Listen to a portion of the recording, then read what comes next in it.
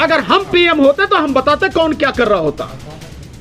ठीक है, अगर हम होंगे तो देश में किसी भी कीमत पर सांप्रदायिक जो सद्भाव है उसको बनाए रखा जाएगा, उसे बिगाड़ने की किसी को इजाजत नहीं होगी, चाहे वो कोई भी हो। और देश में दंगा फैलाने की, दंगा कराने की जो भी साजिश करेंगे, चाहे कितना भी तुर्रम खा हो, कितना ही पैसे वाला, कितना ही बड़ा पॉलिटिशियन हो, यहां तक कि खुद प्रधानमंत्री नरेंद्र मोदी क्यों ना हो, कानूनी कार्रवाई होगी, जेल के अंदर दिखेगा। मुसलमानों को अपनी ऐतिहासिक गलती माननी चाहिए। अगर उस ज्ञान व्यापी को मस्जिद कहा तो विवाद होगा। माँ बाप बजरंग दल में अपने बच्चों को शामिल करके गुंडा बनाएंगे। जितने भी नेता हैं, ये जितने भी अधिकारी हैं, ये जितने भी पैसे वाले लोग हैं, इनके बच्चे कहां पढ़ रहे हैं? गरीब आदमी के बच्चों को उकसाकर, उन्हें बहला फुसलाकर ये दंगाई बना रहे हैं। लेकिन सरकार ही जब ये सब कुछ करा रही हो तो फिर कौन कहां से बच पाएगा? आप ये कह सकते हो कि सबके लिए जिम्मेदार जो हैं हम दो और हमारे दो, चारों के चारों गुजराती हैं।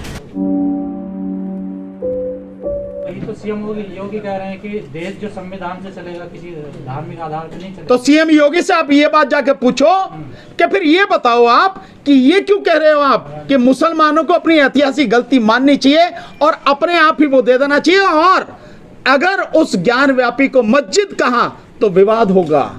ये क्यों कह रहे हैं? फिर इस बयान के पीछे क्या है? किस बयान के पीछे? राजनीति सबको जानते हैं भाई, राजनीति है और नफरत है, ये नफरत फैलाना है।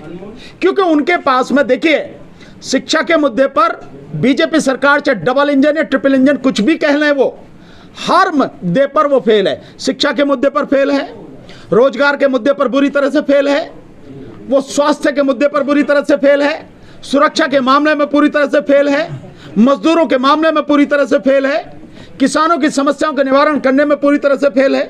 2022 में दुगनी करने की बात कही थी आय किसानों की, और आज की तारीख में उनकी आय 40% कम होगी किसानों की।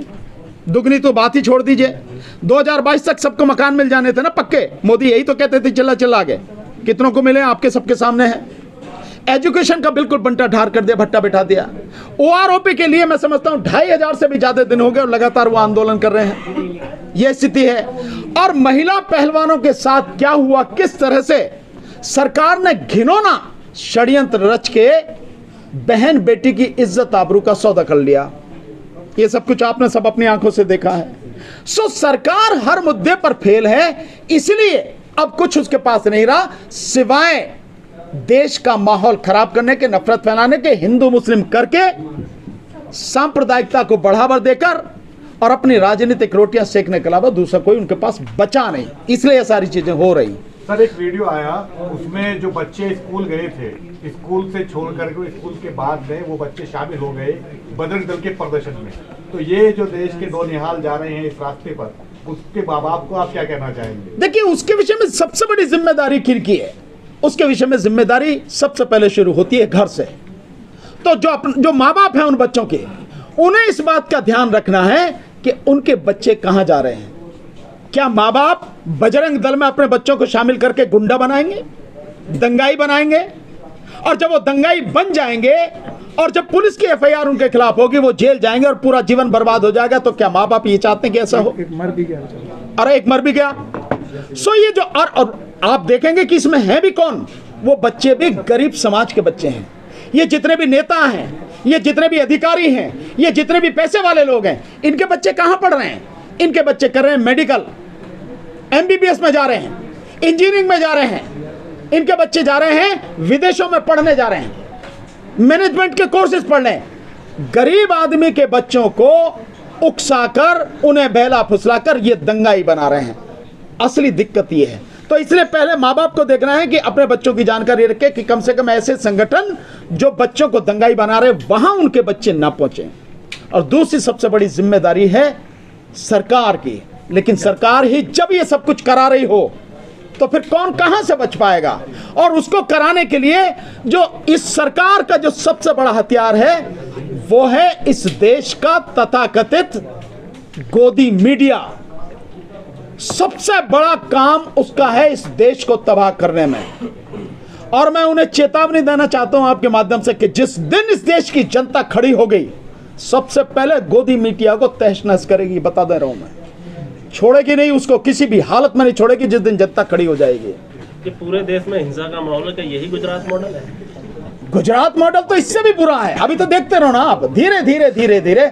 और गुजरात मॉडल भी कहना इससे गलत है, ये है मोदी और अमित शाह मॉडल, मोदी शाह मॉडल है ये।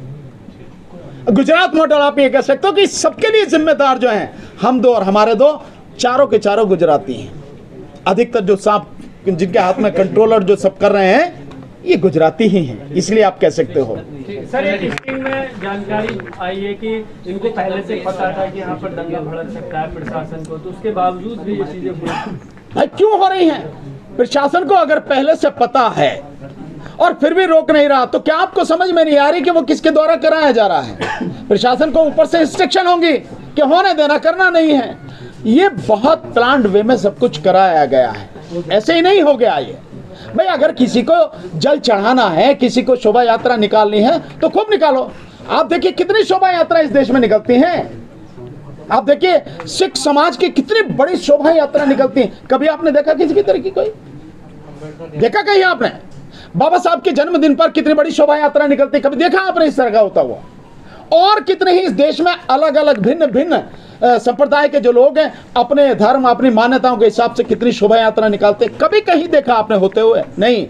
लेकिन जहां होना होगा ये बीजेपी और आरएसएस के और बजरंग दल और ये विश्व हिंदू परिषद के लोग ये सब कुछ कराते हैं। और एक चीज और देखेंगे, वही हो रहा है जहां इनकी सरकारें हैं। आप यूं कह दो कि जहां डबल इंजन की सरकार है। मैंने 3 उदाहरण दिया आपको, उत्तर प्रदेश है, मणिपुर है, अब ये हरियाणा है, सब इनके ही हैं। और अगर मध्य प्रदेश में भी होगा तो वहां भी इन्हीं की सरकार है ना। तो जहां इनकी सरकार है वहीं हो रहा है, इसके अलावा नहीं है। और मैंने इसे महमूद भाई ने जो बहुत कहा कि ये बहुत डरपोक है, चूहे हैं, घुस जाएंगे किसी बिलों में। बीजेपी के एक नेता ने कहा है, बीजेपी निष्कासित हो चुके हैं पिछले साल, उन्होंने कहा कि अगर मेवात में सीएम योगी होते तो मेवात के जो पत्थरबाज हैं वो अपने घरों के पत्थर चुन रहे होते। नहीं, वो तो कुछ भी जो मन में आता है, अगर वो सीएम होते या हम में से कोई होता सीएम तो हम बताते कौन क्या कर रहा होता। अगर हम पीएम होते तो हम बताते कौन क्या कर रहा होता। ठीक है ना? तो अभी है तुम्हारे हाथ में सत्ता है, तुम जो मन में आ रहा है जो कह सकते हो। ये व्यक्ति के बदलने से फर्क पड़ता है, तो व्यक्ति के बदलने से ऐसे भी फर्क पड़ जाएगा कि तुम कह रहे हो कि वो होते और हम कह रहे हैं कि अगर हम होते तो क्या होता। ये भी चीज समझने की बताएंगे, जब होंगे तब बताएंगे, जब होंगे बताएंगे। अगर हम होंगे तो देश में किसी भी कीमत पर सांप्रदायिक जो सद्भाव है उसको बनाए रखा जाएगा, उसे बिगाड़ने की किसी को इजाजत नहीं होगी, चाहे वो कोई भी हो। और देश में दंगा फैलाने की, दंगा कराने की जो भी साजिश करेंगे, चाहे कितना भी तुर्रमखा हो, कितना ही पैसे वाला, कितना ही बड़ा पॉलिटिशियन हो, यहां तक कि खुद प्रधानमंत्री नरेंद्र मोदी क्यों ना हो, कानूनी कार्रवाई होगी, जेल के अंदर दिखेगा। कोई भी होगा। आप जेल के अंदर की बात कर रहे हैं। चेतन सिंह ने तो खुली चेतावनी दे दी कि भारत में रहना है योगी मोदी कहना होगा, आदत डाल लेनी चाहिए। तो पता लग जाएगी उसके खिलाफ कार्रवाई हो रही है। कहाँ है वो, ये बताओ। अभी क्या वो ये कह के मुख्यमंत्री बन गया, मंत्री बन गया, ये कहाँ है? वो जेल में है ना। एक संकेत तो दिया ना कि भारत में अब रहना होगा, डर के खौफ के माहौल में रहना है, योगी मोदी कहना है। जो ऐसे कहेगा वो जेल में होगा, जैसे ये। आपको डर लग रहा है सर? आपको डर लग रहा है? हमें क्यों लगेगा, मैं बता रहा हूँ। देखिए इस तरह की मानसिकता के लोग हैं, ऐसा माहौल उन्होंने बनाया है, ये हम सबको फेस करना पड़ेगा। लेकिन इसका भी इलाज है, और इलाज है संविधान, और इलाज है कानून। आप कानून पर विश्वास रखिए, आप संविधान पर विश्वास रखिए, उसके हिसाब से कार्रवाई कीजिए। मैंने आपको बताया ना कि जब लिखित में कानूनी कार्रवाई होती है उसका असर बड़ा गहरा होता है, बशर्ते आप करें तो जो ये कह रहा था कि हिंदुस्तान में रहना है तो योगी मोदी कहना है, अब योगी और मोदी जाके उसे छुड़ा लो जेल में से, अब वो जेल में पड़ा है। सर अभी नहीं है अंदर वीआईपी ट्रीटमेंट मिल रहा होगा उनको, क्या देखने जा रहा? आप देख के आओ, मुझे मोदी जी को, मोदी जी जब जाएंगे उनको भी वीआईपी ट्रीटमेंट मिलेगा। उन्हीं की जेल है और सर उन्हीं के लोग हैं, कुछ दिन बाद वापस आ जाएगी। जिनकी जान जानी थी वो तो चली गई ना। नहीं, निश्चित रूप से। तो ये माहौल खराब किया गया है ना, इसी माहौल को ठीक करने के लिए मैं बार बार ये कह रहा हूं कि इस सरकार को, मोदी सरकार को और भाजपा सरकार को, जहां कहीं भी है वो, केंद्र के अलावा राज्यों में भी जहां कहीं, इनको उखाड़ के फेंकना पड़ेगा। जब तक इन्हें उखाड़ के नहीं फेंका जाएगा तब तक बाकी और चीजें होंगी नहीं ठीक। सर ये तो चिल्ला एक मिनट प्लीज, सर ये तो चिल्ला प्लीज एक मिनट, 2024 में भी यही आया। एक मिनट। सर ट्विटर पे एक ट्वीट आया, ट्वीट किया एक वकील ने, जिम्मेवार वकील है, कम से कम 25 से 30 हज़ार उसके फॉलोअर्स हैं। उसने ये ट्वीट किया कि ये जो चेतन शर्मा है, उसने पहले हथियार उठा के पहले पाकिस्तान जिंदाबाद के नारे लगाए, पहले सबसे पहले उसने मारा मीना को, उसके बाद भी जाकर के दूसरे चेतन शर्मा ने जाकर के उसको गोली मारी है तीनों को। ये अगर इस टाइप के वो भड़काऊ और इस टाइप का वो गलत वो भाषण देते हैं, बयान देते हैं ट्वीट पे, तो उनके खिलाफ क्या एक्शन नहीं लिया? नहीं, बिल्कुल एक्शन लिया जा सकता है, उनके खिलाफ कानूनी कार्रवाई की जा सकती है, लेकिन दिक्कत अभी थोड़ा सी ये आ रही है सामने कि कानूनी कार्रवाई करेगा कौन, ये है मुसीबत थोड़ी सी। सर और एक बात है, मीडिया के ऊपर में ये जो जिहादी है, ये खालिस्तानी है, इस टाइप से अगर ये बोलते हैं जो मीडिया वाले, तो उनके खिलाफ में भी एक्शन नहीं है? नहीं, निश्चित रूप से आप इस बात को इस तरह से देखिए कि अगर ऑनरेबल सुप्रीम कोर्ट इस बात को कह रहा है कि हेट स्पीच इसको रोका जाए, हेट स्पीच नहीं होनी चाहिए, इनके खिलाफ कार्रवाई होनी चाहिए, बावजूद उसके हो रही है। और केवल इतना नहीं, आप देखिए परिस्थिति की गंभीरता को समझिए, ऐसा भारत के इतिहास में पहले कभी नहीं हुआ। प्लीज जरा सुनिए यार, भारत के इतिहास में ऐसा पहले कभी नहीं हुआ कि चीफ जस्टिस ऑफ इंडिया को, सुप्रीम कोर्ट के जजेस को ओपनली गाली दी जाए।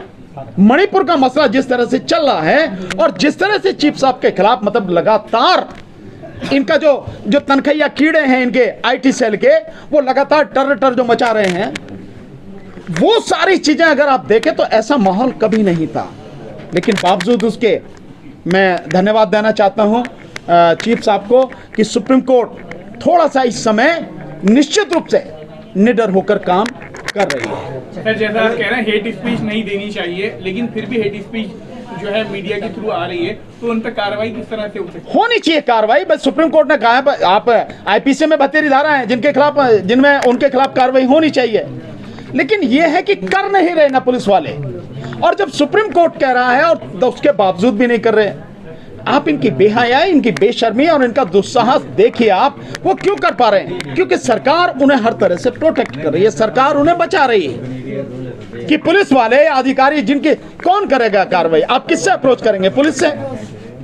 अगर पुलिस के नीचे एसएचओ काम नहीं करता है, कुछ करता है, तो आप ऊपर डीसीपी के पास जाओगे, फिर ऊपर कमिश्नर के पास जाओगे, यही तो है ना तरीका। नहीं होगा तो दैन अदालत में जाओगे। लेकिन इसी लेवल पर जब इनको प्रोटेक्ट कर रही है सरकार और इन्हें यह है कि भाई हमारा कुछ होना तो है नहीं, बिगड़ना तो है नहीं, इसलिए कार्रवाई नहीं कर रहे। अन्यथा सुप्रीम कोर्ट की इतनी झाड़ के बाद उन्हें काम करना चाहिए।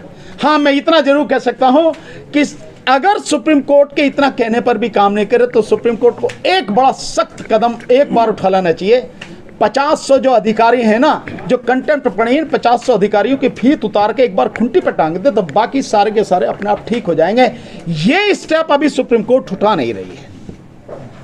अन्यथा हाई कोर्ट और सुप्रीम कोर्ट जिस दिन ये कदम उठा लेगी कि जो ये लोग अदालत की बात नहीं माने, कंटेम्प्ट कर रहे हैं, इनको नौकरी पर रहने का कुछ नहीं, तत्काल प्रभाव से इन्हें बर्खास्त, सुप्रीम कोर्ट को पावर है। जिस दिन ये कर देगी और ये 100, 150, 50 लोगों के खिलाफ ये कार्रवाई अधिकारियों के अपने आप सीधे हो जाएंगे, अपने आप काम करने लगेंगे। इस कदम की जरूरत है। सर सत्यपाल मलिक ने एक इंटरव्यू के दौरान कहा है कि 2024 में जो है राम मंदिर पर हमला हो सकता है, पुलवामा जैसा कुछ हो सकता है। सर उनके इस बयान को किस तरह देखा आप? देखिए, मैंने शुरू में ही कहा, आप शायद लेट हो गए, मैंने शुरू में ही कहा कि ये जो सतपाल मलिक जी ने कहा है और ये नूह की जो घटना हुई है और फिर ये ज्ञानव्यापी पे जो एक मुख्यमंत्री का बयान आ रहा है, ये सारी की सारी उसी तरफ इशारा कर रही है कि जो मलिक साहब कह रहे हैं वो उनकी जो बातें या उनका जो मतलब शक है, जो वो संदेह कर रहे हैं या जो उन्हें ऐसा लग रहा है, जो संभावना वो व्यक्त कर रहे हैं, वो सही हो सकती है। तो जो कह रहे हैं कुछ भी हो सकता है, इसमें तो कोई शक वाली बात नहीं। हम तो लगातार बहुत पहले से कह रहे हैं कि चुनाव जीतने के लिए मोदी किसी भी हद तक जा सकता है, किसी भी हद तक कुछ भी कर सकता है। आप सबको भूलना नहीं चाहिए, पुलवामा किसका कराया हुआ सबके सामने अब तो आ रहा है। हालांकि हमने तो एक हफ्ते बाद ही कह दिया था, दिल्ली में, साउथ दिल्ली में मीटिंग हुई थी, कह दिया कि सब कुछ बीजेपी का कराया हुआ है।